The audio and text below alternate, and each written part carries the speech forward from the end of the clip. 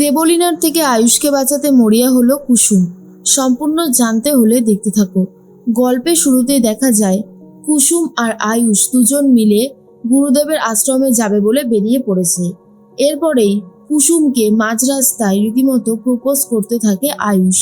আর কুসুম তখন ভাবে, আমিও না কেমন বোকা, আসলেই ছোট সাহেব তো এইসব কথা ওই নয়নাকে বলবে, আর আমি ভেবে নিলাম যে ছোট সাহেব এই কথাগুলো আমাকে বলছে।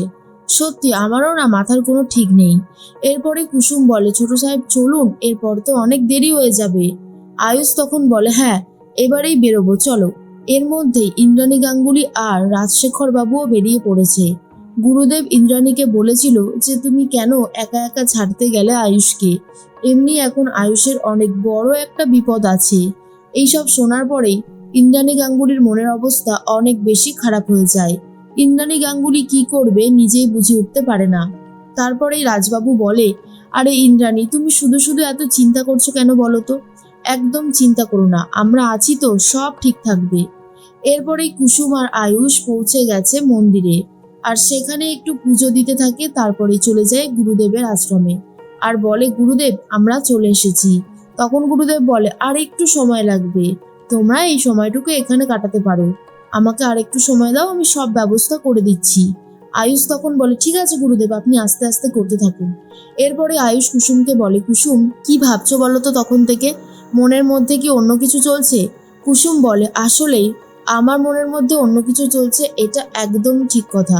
কারণ আপনি শুধু ওই নয়না নয়না করলে তেমনটাই তো হবে, তাই না ছোট সাহেব? এরপরে আয়ুষ বলে, আরে বাবা তুমি এসব নিয়ে একদম ভেবো না, শুধুমাত্র একটা কথা মাথার মধ্যে রাখবে যে আমি সব সময় তোমার সাথে আছি। আচ্ছা কুসুম, আমি আর তুমি কি ভালো থাকতে পারি না? আমাদের কি নতুন সংসার হতে পারে না? কুসুম এই সমস্ত কথা শুনে অবাক হয়ে যায়। এরপরে আয়ুষ বলে, তুমি এবার আশ্রমে এসেছো মিস সরকার, আর এর পরবর্তী সময় তুমি যখন আসবে মিস তো থাকবেই না, মিসেস হয়ে যাবে, আর হয়ে যাবে গাঙ্গুলি। শোনার পর কুসুম আরোই অবাক হয়। এর মাঝখানে দেখা যায় দুজন গুন্ডা অনবরত ফলো করতে থাকে কুসুম আর আয়ুষকে। এরপর যখন আয়ুষ সাইডে ছিল তখনই কুসুমের হাতে একজন প্রসাদ দিতে আসে আর বলে, প্রসাদ খাবেন তো? কুসুম বলে, ভগবানের প্রসাদ না বলি কি করে। এরপর যখনই কুসুম হাত পাতে তখনই কুসুমের হাত থেকে নোয়া বাঁধানোটা খুলে নিয়ে চলে যায়। কুসুম চিৎকার চেঁচামেচি করতে থাকে আর বলে, আমার নোয়া, আমার গয়না। আয়ুষ বলে, কি বলছো, নিয়ে গেছে? এরপর আয়ুষ গিয়ে রীতিমতো গয়নাটা ফিরিয়ে আনবে বলে ঠিক করে। কিন্তু কুসুম ভাবে, ছোট স্যার এভাবে চলে গেল, ছোট স্যারের আবার কোনো বিপদ হবে না তো? এর মাঝখানেই ইন্দ্রাণী গাঙ্গুলির গাড়ির সামনে একটা বাচ্চা চলে আসে। ইন্দ্রাণী গাঙ্গুলির গাড়ির ড্রাইভার হঠাৎ করে ব্রেকটা চাপে বলেই বাচ্চাটা কোনো ক্রমে রক্ষা পায়। ইন্দ্রাণী গাঙ্গুলি গাড়ির মধ্যে থেকে বেরিয়ে এসে বলে, তুমি কাদের বাড়ির বাচ্চা? আর একটু হলেই তো কত বড় অঘটন ঘটে যাচ্ছিল, তুমি ঠিক আছো তো? বাচ্চাটা বলে, হ্যাঁ আমি ঠিক আছি। এর মধ্যেই জিজ্ঞেস করে, তোমার নাম কি? আর যখনই বলে আয়ুষ, তখনই নিজের ছেলের কথাই বেশি করে মনে করতে থাকে ইন্দ্রাণী গাঙ্গুলি। এরপর রাজবাবু বলে, তুমি যাও, বাড়ি ফিরে যাও, না হলে কিন্তু অনেক বড়ই একটা অঘটন ঘটতো। এরপর রাজবাবু বলে, ইন্দ্রাণী তুমি নিশ্চয়ই আবার চিন্তা করছো, দেখো বারবার চিন্তা করে কোনো লাভ আছে কি? তুমি একদম ভেবো না, সব ঠিক থাকবে।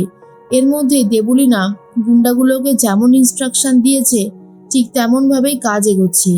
আয়ুষ তো গুন্ডাগুলোকে ধরে ফেলে। তখনই গুন্ডাগুলো বলে, জানতাম তো এই নোয়া বাঁধানোটা নিলেই শুধুমাত্র তুই আসবি, তাছাড়া তোকে পাওয়া যাবে না। এরপর আয়ুষ গুন্ডাগুলোকে বেধড়ক মার মারতে থাকে। তার মধ্যেই কুসুম ভাবে, কোথায় নিয়ে গেল ছোট সাহেবকে। এরপর গুরুদেব জানতে পেরে যায় যে আয়ুষ চোরের পিছনে ছুটেছে, কিন্তু তখনই গুরুদেব বুঝতে পারে যে বড় বিপদটার আশঙ্কা করেছিল সেই বড় বিপদটা আসলেই চলে এসেছে। কি করবে গুরুদেব নিজেই বুঝে উঠতে পারছে না। কুসুমও হন্যে হয়ে খুঁজতে থাকে তার ছোট সাহেবকে। এরপর আয়ুষকে দেখা যায় ঘায়েল করার জন্য দেবলীনা এগিয়ে আসে। এমন একটা জাল নিয়ে এসেছে, সেই জালের মধ্যে আয়ুষকে বন্দি করে ফেলে আর তারপরে একটা ইঞ্জেকশন দিয়ে দেয়, যে ইঞ্জেকশনটা খেয়ে আয়ুষ ঘুমিয়ে পড়ে। দেবলীনা বলে, এরপর যখন তোমার ঘুম ভাঙবে না, তখন তুমি দেখবে পুরোপুরি তুমি রীতিমতো আর নেই। এরপর নিয়ে যায় একটা বিল্ডিংয়ে। অন্যদিকে খুঁজতে খুঁজতে আয়ুষের ফোনটা খুঁজে পেয়ে যায় কুসুম, আর বুঝতে পারে কয়েকজন গুন্ডা মিলে তাকে তুলে নিয়ে গেছে, তাই জন্য তার ফোনটা এখানে পড়ে রয়েছে। কুসুম ঠিক করে যেভাবেই হোক না কেন, এইভাবেই হোক না কেন ফিরিয়ে নিয়ে আসবে আয়ুষকে। এরপর আয়ুষকে এমন একটা বিল্ডিংয়ে নিয়ে যাওয়া হয়, সেই বিল্ডিংয়ে রীতিমতো ইট দিয়ে গেঁথে দেওয়া হবে বলে ঠিক করা হয়। দেবলীনা তখন বলে, অনেক অপমান করেছো আয়ুষ্মান গাঙ্গুলি, আর অপমান করেছে তোমার মা ইন্দ্রাণী গাঙ্গুলি, বাড়ির কাজের মেয়ে কুসুম সরকার। এবারে আমি দেখতে চাই কুসুম সরকার কিভাবে তোমাকে আমাদের হাত থেকে বাঁচাতে পারে, কারণ এটা মোটেও খুব একটা সুবিধের ব্যাপার হবে না। এর মধ্যে কুসুম ভাবে, দেবীমাকে কি সবটা বলবো নাকি নিজেই খোঁজার চেষ্টা করব, কিছুই তো মাথার মধ্যে ঢুকছে না। তবে আমাকে যা করে হোক না কেন ছোট সাহেবকে উদ্ধার করতে হবে। এরপরে ইন্দ্রাণী গাঙ্গুলি চলে এসেছে গুরুদেবের আশ্রমে।